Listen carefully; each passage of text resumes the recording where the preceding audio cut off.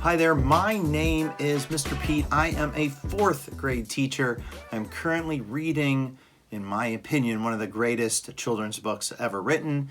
And I know I'm biased, I'm a teacher, one of the greatest books ever written. And that is Holes by Louis Sachar. We are about to start our first really detailed chapter, chapter 3, where we are going to finally kind of dive into our main character, and we're really going to dive into how Louis Sachar starts to develop this story. In this story, our narrator, which I think we know now as third person omniscient, knows a lot that's going on in the past and in the present. We are going to be diving into a lot of anecdotes. So to my class, anecdote, remember, means stories within the story. And we're going to weave in and out of a lot of stories from the past. Some of it's going to be in Stanley Yelnats' past. Some of it's going to be in Stanley Yelnats' family's past that Stanley doesn't know, and that's important to understand. And some of it he does know. But it's really important to stay rooted in where the story is currently taking place.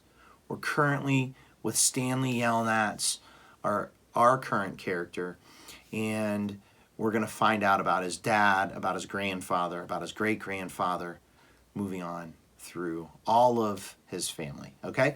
So let's dive into this without really talking too much longer. Although my class, make sure you have setting written at the top. And I do want to talk really quickly about round characters and flat characters.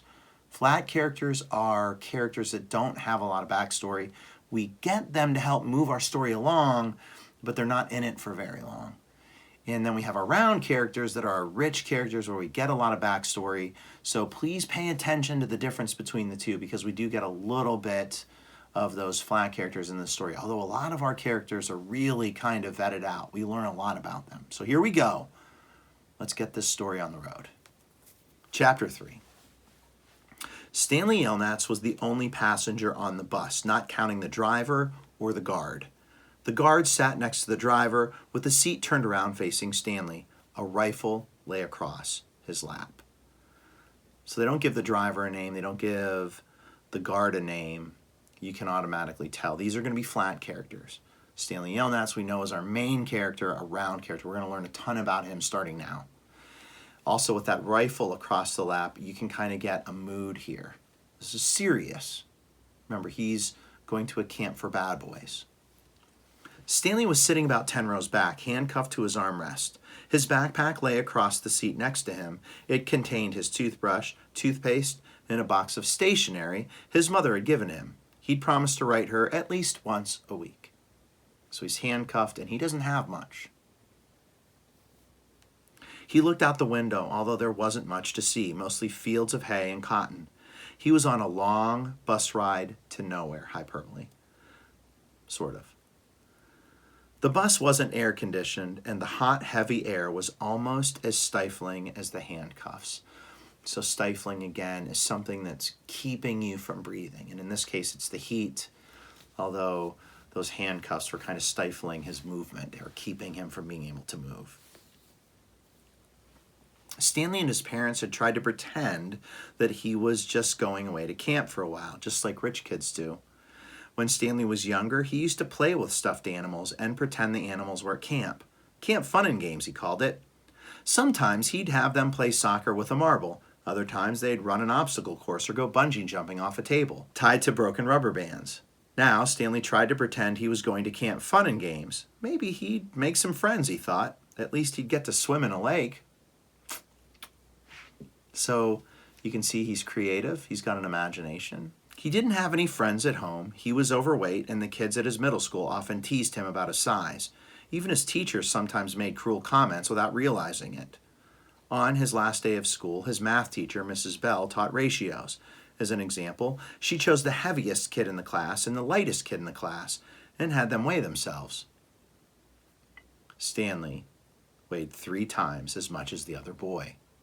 Mrs. Bell wrote the ratio on the board, 3-to-1, unaware of how much embarrassment she had caused both of them.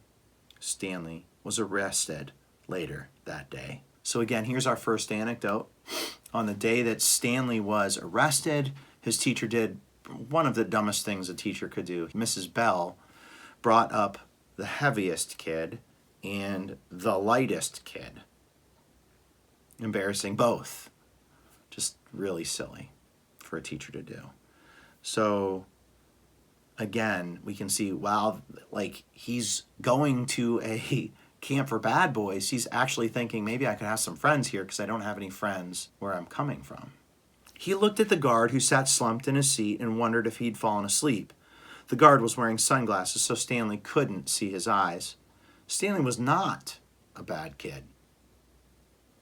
He was innocent of the crime for which he was convicted. He'd just been in the wrong place at the wrong time. It was all because of his no good, dirty, rotten, pig-stealing great-great-grandfather. So if you're in my class, if you're not in my class, we normally read this live and in person since we're not doing that in this video. Please, if you're in my class, if you're not in my class, when I say it with me. It's got a nice rhythm to it. It kind of gets you into the book. No good, dirty, rotten, pig-stealing great-great-grandfather. So again, here's a character we haven't met yet. The no good, dirty, rotten, pig-stealing great-great-grandfather. He smiled. It was a family joke. Whenever anything went wrong, they always blamed Stanley's no good, dirty, rotten, pig-stealing great-great-grandfather. Supposedly, he had a great-great-grandfather who had stolen a pig from a one-legged gypsy. And she put a curse on him and all his descendants. Vocabulary word for curse, vocabulary word for descendants. Curse is when you give somebody bad luck for doing something wrong, maybe your whole family, and descendants are your family, your son, your daughter, and the people who are sort of after you, your descendants. So the great-great-grandfather supposedly stole a pig from a one-legged gypsy, and that one-legged gypsy put a curse on Stanley and his family. And they always end up in the wrong place at the wrong time. Stanley and his parents didn't believe in curses, of course, but whenever anything went wrong, it felt good to be able to blame someone. Things went wrong a lot. They always seem to be in the wrong place at the wrong time. They don't believe in curses, but it does sort of seem like they're cursed. He looked out the window at the vast emptiness. He watched the rise and fall of a telephone wire. In his mind, he could hear his father's gruff voice softly singing to him. If only the woodpecker sighs, the bark on the tree was just a little bit softer, while the wolf waits below, hungry and lonely, he cries to the moon, if only. It was a song his father used to sing to him. The melody was sweet and sad, but Stanley's favorite part was when his father would howl the word moon. So going back, highlight vast, vocabulary word, big, and highlight gruff, a rough voice. The bus hit a small bump and the guard sat up, instantly alert. Stanley's father was an inventor, character. To be a successful inventor, you need three things: intelligence, perseverance, just a little bit of luck. Do you have luck if you're cursed? Stanley's father was smart and had a lot of perseverance.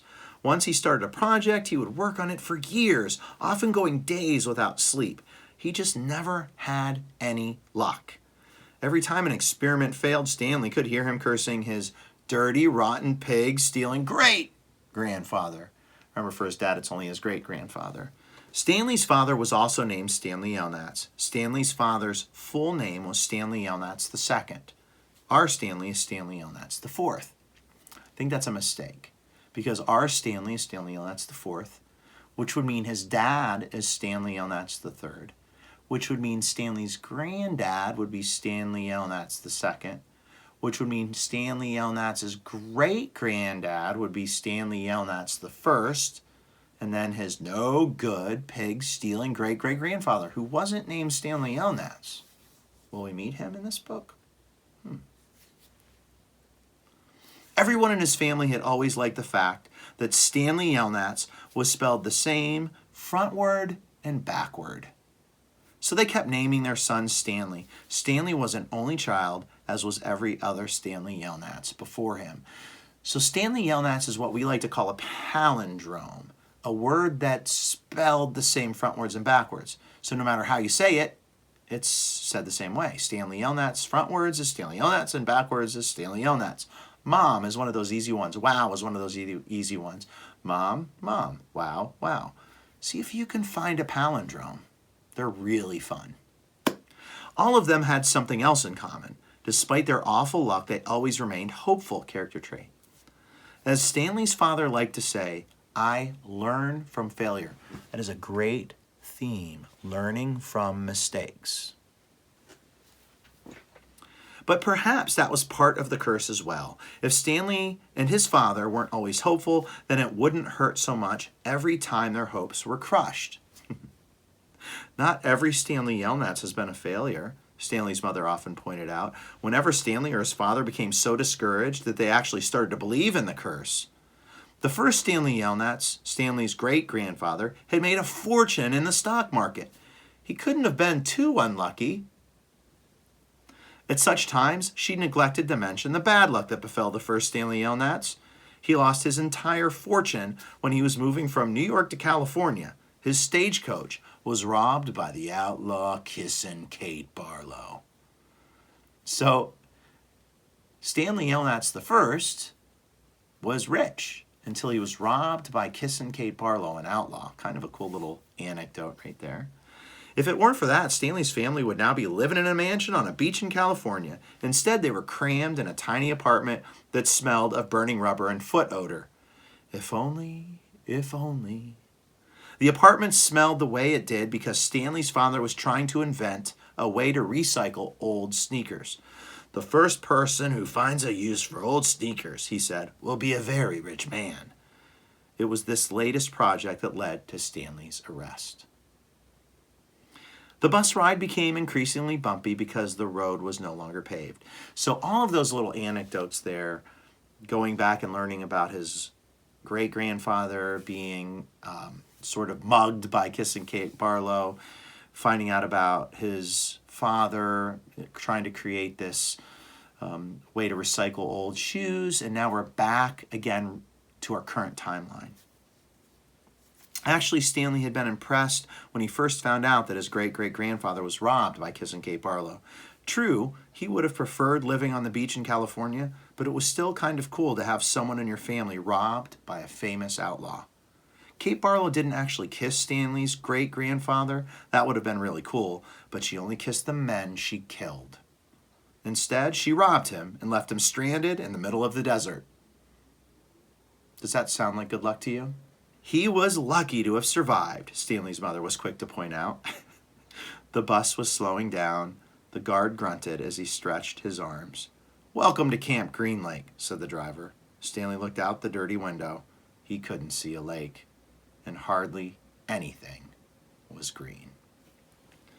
So, again, a fairly complicated chapter where we didn't get a whole lot of plot points there. I wonder how many plot points you can find. Let's see if anybody can get as many as I did. But a lot of this story was anecdote, and those anecdotes don't count as plot points because remember, this is either our character kind of thinking back when he was sort of thinking about the Kate Barlow thing, or this is our narrator telling us some backstory. So in this chapter, we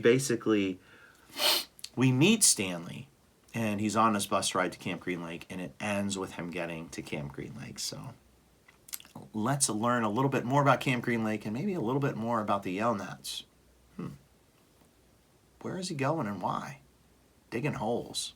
All right, on to Chapter 4. Please, please, please join our conversations. Leave comments, like, subscribe, and take part in our fantastic book discussions. All right. Join me for Chapter 4 of Louis Sachar's Holes coming up next. Click that playlist. Click Chapter 4. Awesome. Thank you so much for joining us, and I will see you on the next page. Peace.